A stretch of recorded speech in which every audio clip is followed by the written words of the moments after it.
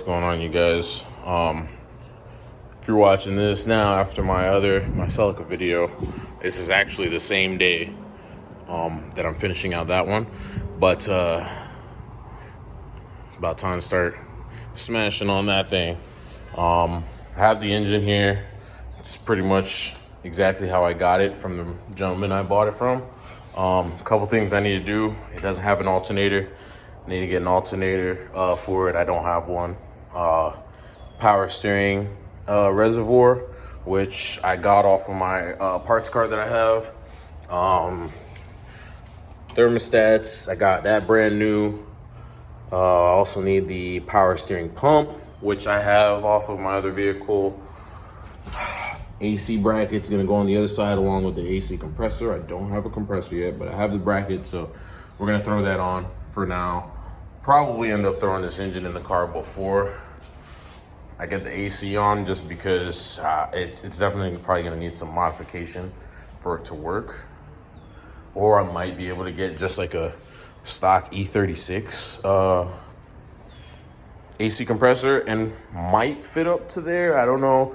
The engines are identical, like the bare block of this and the E46 engine. This is if I didn't mention it before, this is a 3-liter, this is M54b30. So this is an E46 330 engine, 3-liter, that I'm gonna be putting in an E36, okay? So the E36, the M52s, M50s, and then the E46s, M54s, they're very similar engines. They're really identical, actually, and obviously transferable. This is no modification, really, other than, a couple maybe little parts that I need to adapt for that chassis. But otherwise, the mounts and the stuff, you use a E36 engine mount arms and engine mounts, and it should drop right into the E36 chassis. So I might try to see if the AC compressor from M50 or M52 will bolt up to this, or maybe I have to use the M50, M52 AC bracket for the M50, M52 AC compressor. I don't know that yet, but that's not crucial right now. This engine can run and drive perfectly fine without that compressor there, because that AC is on its own belt by itself. Whereas, the water pump, alternator, and everything else is kind of on the same belt. So without AC, should be fine. So yeah, other than that, this didn't come with a starter. I have a starter for it. So this is pretty much all the stuff, the spare stuff off my parts card. I took the whole oil filter housing just because I didn't know. I didn't remember if that engine had it, the one that I got. So I just took the whole housing. And this has Torx bolts on the back here, which I did not bring a Torx with me to my mom's house to pop that off. So just took this whole thing off. So with that, I have the power steering pump. Power steering pump will bolt up. The lines, I might have to do something fancy, because I'm not sure if these, the ends of these lines are the same on the E36 as they are on the E46. So we'll figure that out when we get there. But yeah, we have that. I have you have to convert to a electronic gas pedal for the E36. I did not get the white part because it also had a Torx screw holding it down, and you need that to be able to bolt this into the E36. So I'm gonna go back for that another day. Besides, we're not dealing with any of this right now. But there's also the starter here, and this is also another thing you have to do. The E46 oil pan doesn't fit against the E36 crossmember.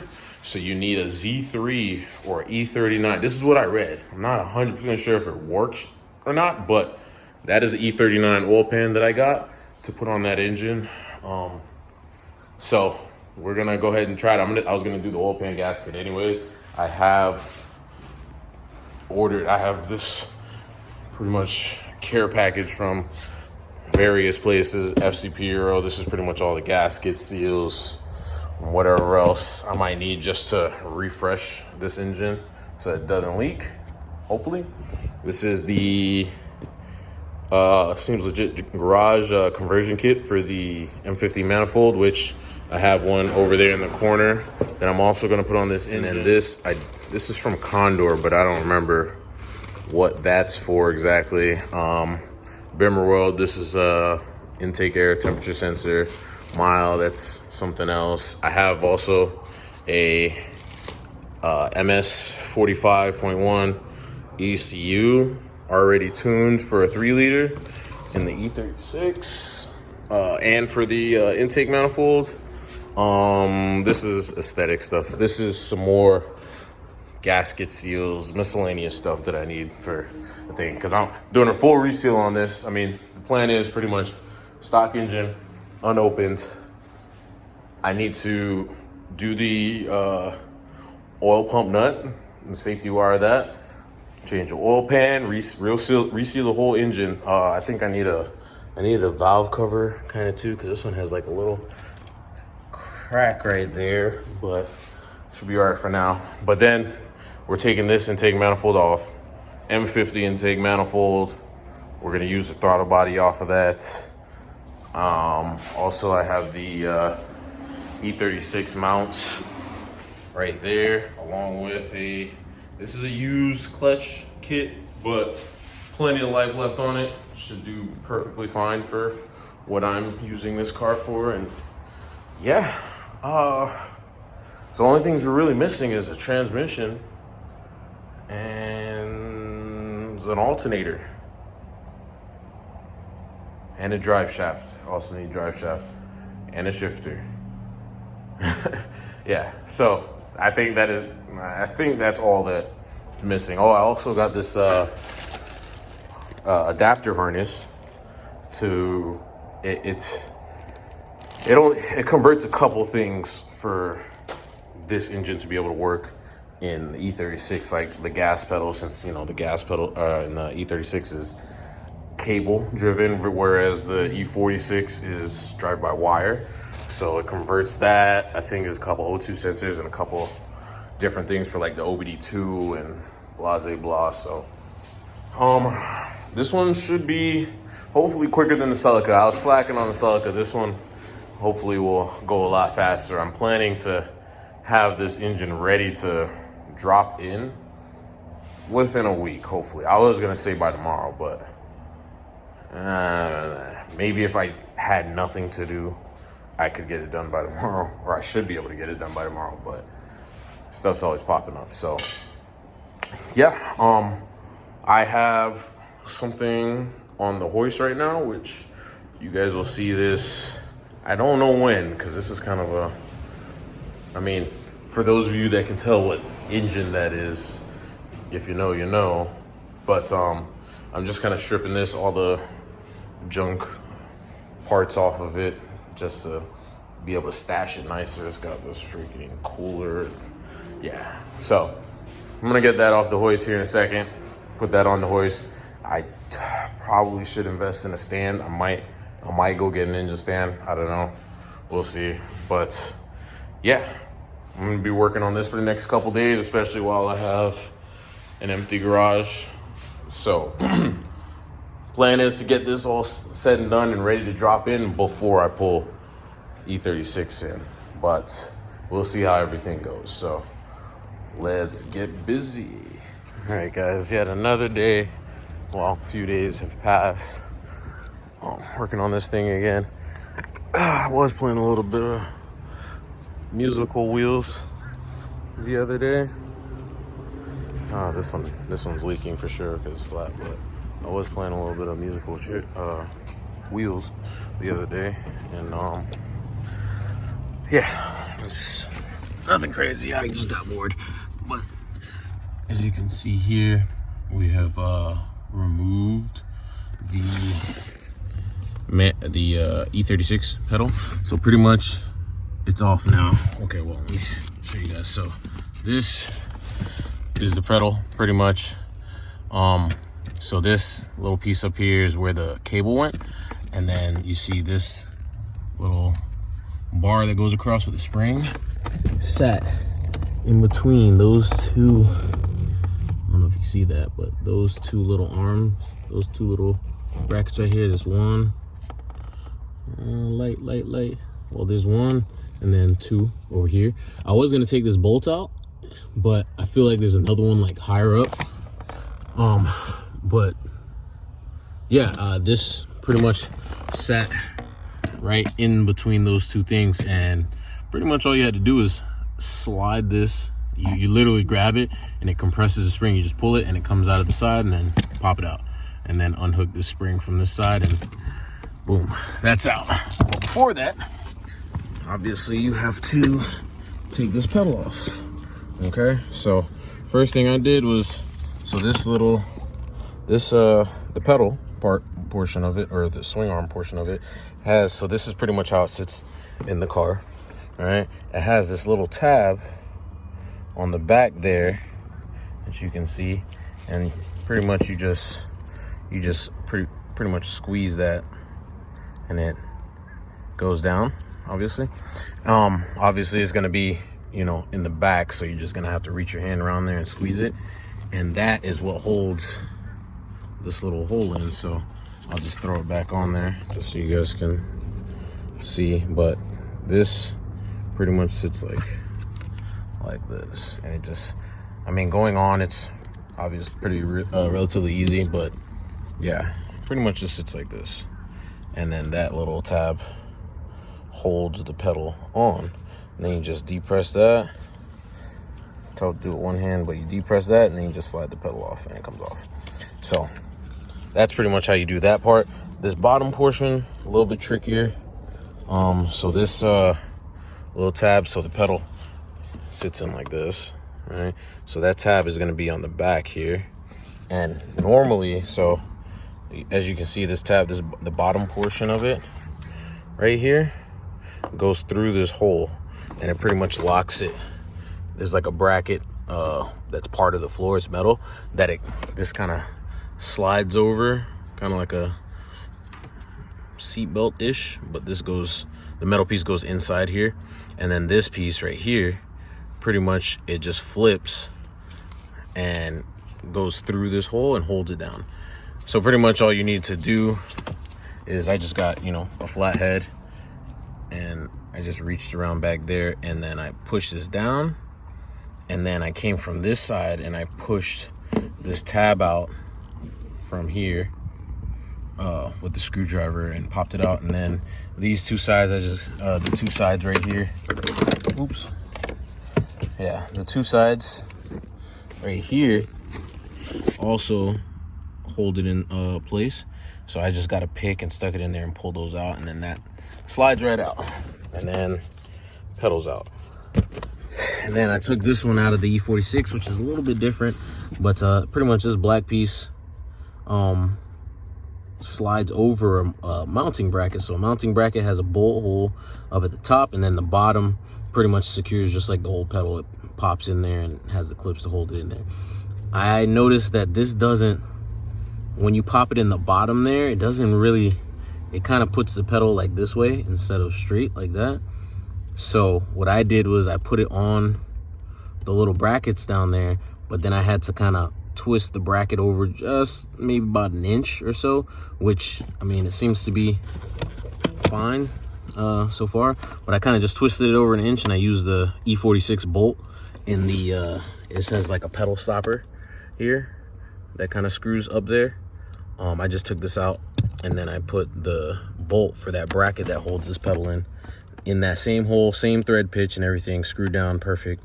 So I screwed that down and then popped the pedal over it. So the electronic pedal install is pretty much done. I mean, it's pretty straightforward. It all pretty much fits together like it should, except for that bottom piece. Like I said, that bottom bracket, it, like, instead of sitting straight like this, it kind of has a little bit of a turn. I mean, this is exaggerated, but it has a little bit of a turn to it, so it kind of faces the pedal that way. But like I said, I managed to kind of tweak it back over just a little bit, you know, while it was in there, and then bolt it down, and that seems to be good now. So that's really all I have to do inside the car in here. But yeah, next thing I'm gonna work on, since I got this stuff out, or these pedals out, I'm gonna work on finishing putting the engine together, the assembly. This car was rained in a decent amount because of that back window there, but I have been drying it out. I put me a little pretty much, what are they, like dryer sheets? Not dryer sheets, but they're the little hanger things. I don't know what they're called. Oh, right here, I still have one in there. That little thing, it pretty much absorbs moisture and whatnot, because that whole like back seat area was just like full of water. Not all the way up to like where the wiring is, just kind of like in the, you can kind of see the outline of it, but nothing too crazy. So got that all dried out, got that pedal squared away. So next order of operation is just to get this engine together. I got a transmission for it right here. This is just a stock Getrag E36 transmission. Yeah, I mean, it's regular 5-speed, nothing crazy, obviously. So I'm just gonna clean that off before I put it in there.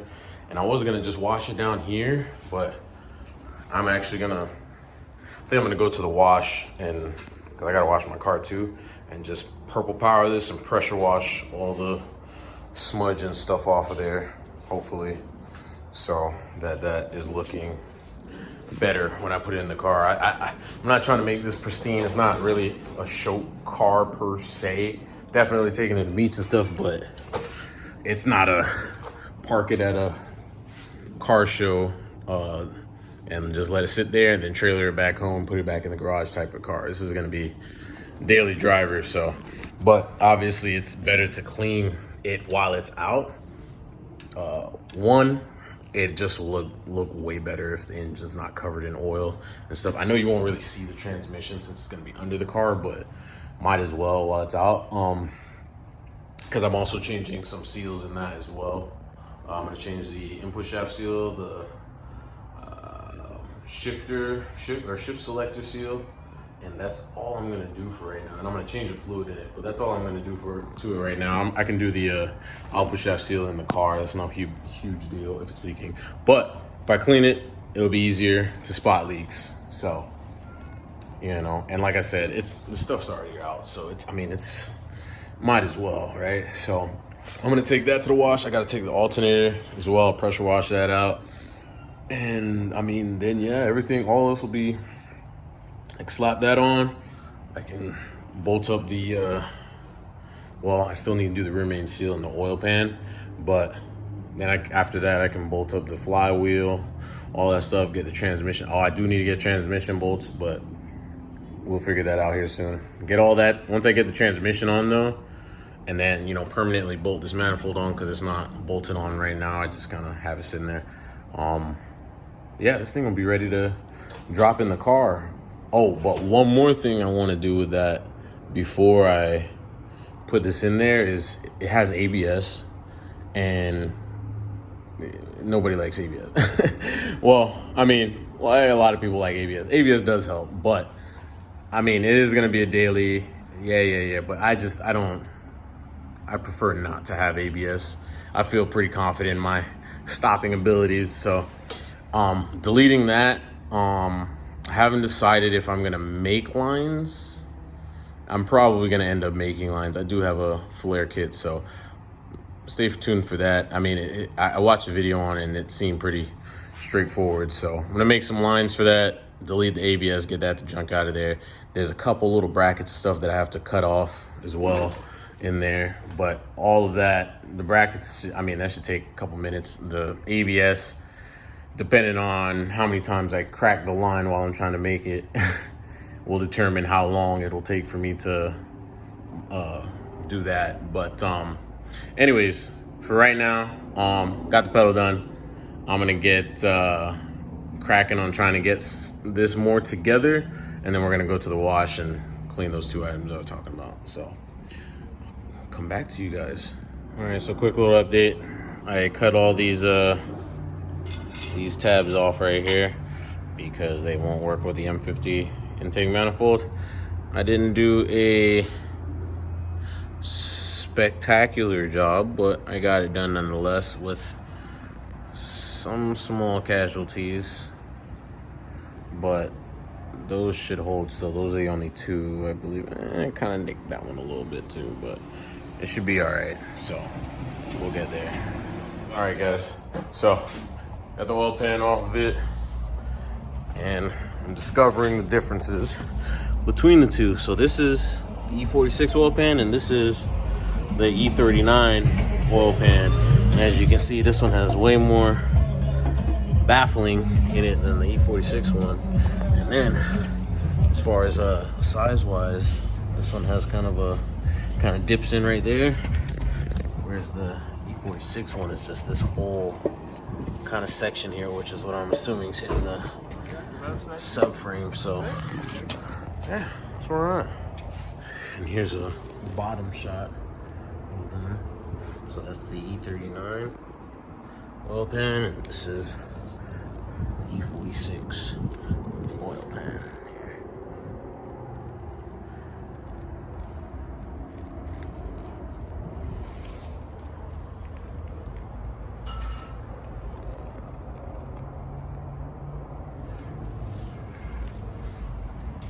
The E46 one does look a little slimmer here in this area, but you can clearly tell this one has more of a gap or more space for like a subframe one now, whereas this one's just kind of like a brick. So howdy, how's it going? I'm gonna be leaving you.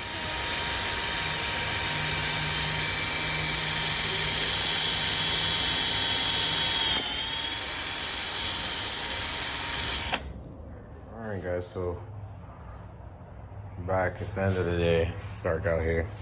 I pretty much got everything together. I did the oil pan gasket has been changed, as well as the E39 oil pan is on there. I didn't end up changing the rear main or the front main because neither of them are leaking. They both look like fresh, so I didn't bother. I didn't mess with them. So maybe I'll regret it, maybe I won't. But yeah, I did that. I also took that plastic kind of sheathing off of these wires because it was kind of keeping stuff from going where I wanted to go, just with, you know, this manifold setup I got going on here. So I just took that plastic off and everything's a lot more free now. I'm gonna try and get some wrap to wrap this with to make this not look like spaghetti under here. But yeah, that's that. I also got the M50 intake manifold on with the full garagistic kit. Put the brackets on there, all these are tight. All the injectors are in there. One thing I will say is the injectors, they're flipped, so, and the connectors. So the injectors, the plugs are usually over here, I believe, on the stock manifold. So you gotta flip the injector to this side, the plugs to this side to plug them in. And then also the plugs on the inside of these, the plugs inside of this that go to each injector is also upside down. So all you do is pop these tabs right here open on the other side, and then you can literally just flip every single one all the way down. This doesn't do anything because this had that little sensor here on the old manifold, which we're no longer using. This is another thing. I had to lightly modify this because, as you can see, it's practically touching. So let me get this out. I actually grinded down the plastic on the connectors, you can see. I just took my grinder to it and kind of grinded it smooth because it used to look like that. So I grinded it smooth and I cut those little tips off because it wouldn't fit past the manifold. But now, with that grinded off, it like just barely Like it's hitting it right there, as you can see. But if you get it in the right position, it'll slide right on and pop. And it still comes off not too bad. So that's that. But that's really the only modifications I've had to do to it. Also got the alternator on. I got that all cleaned up, put on. Yeah. Pretty much. I mean, the engine's pretty much assembled. All we got to do is put the power steering pump on, and the engine's ready. Everything's plugged in except for like, you know, ECU and fuse box stuff. But yeah, everything's plugged in. Oh, also this wire right here is for MAF sensor, which is interesting because I know like my E36 has a 5-pin MAF. This one has a 3, but this one came out of the same year car as my E46. But obviously this was a 330. My E46 was a 325. So I don't know if that's the difference between these sensors, but mine has it's either 5 or 6-pin. I think it's 6-pin actually, connector. So, and I was told with that you didn't have to run this intake air temperature sensor right here. I don't know if you see that, but there's an intake temperature sensor there that he said it's built into the MAF sensor, but I believe they were talking about the 6-pin MAF, not the 3. So we'll figure that out at a later time. It shouldn't be too bad. But yeah, this thing's pretty much together now. You just got to put the clutch kit on and the transmission, and it's ready to drop in. But I am heavily debating because I ordered some seals for the transmission, and I don't think they're not gonna be here till like I believe like next week-ish. So kind of bummed about that because I really wanted to get this thing in the car this weekend. So I guess I'm gonna debate about that. I'm pretty much done for today. I've been out here all day working on this thing little by little, but I guess I'm gonna think on it. If I'm gonna go inside, I'm gonna think if I want to change these or not. If not, I'll put the transmission on tomorrow, and this should be able to go in the car like tomorrow. Running, hopefully. Maybe not driving, but it should run as soon as I get to put this in there. If everything goes according to plan. So, yeah, I mean, this is pretty much it for today. You guys are gonna see me tomorrow or next week. You know, actually, I might just wait because I have to do the ABS on there on the chassis as well. So I don't know. We'll see. We'll get there tomorrow, but engine's pretty much ready. Both mounts are on. Oil pan's on. There's literally everything's on there except for the exhaust manifolds and like the power steering pump, like I said. But the power steering's not a huge deal right now. But I need to get, oh dang, well, that's another thing. I need to get manifolds, so I guess I gotta wait anyways. So I don't know, we'll see. I'm gonna at least clean up in here and try to get the car in here tomorrow, even if, you know, I don't put it in tomorrow, but get the transmission and all this stuff kind of cleaned up. But yeah, that's gonna be it for today. See you guys tomorrow.